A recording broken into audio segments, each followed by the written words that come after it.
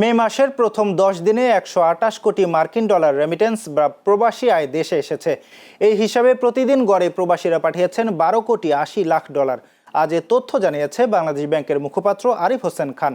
কেন্দ্রীয় ব্যাংকের তথ্য অনুযায়ী চলতি অর্থ বছরের 10 মে পর্যন্ত সময়ে দেশে মোট 3,061 কোটি 30 লাখ ডলারের রেমিটেন্স এসেছে, যা গত অর্থ বছরে একই সময়ের তুলনায় 20.30% বেশি।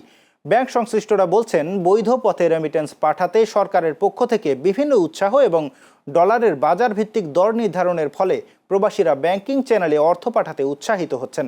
এর আগে গত এপ্রিলে দেশে 312 কোটি 73 লাখ ডলার এবং মার্চে 375 কোটি 50,50,000 ডলার রেমিটেন্স এসেছিল।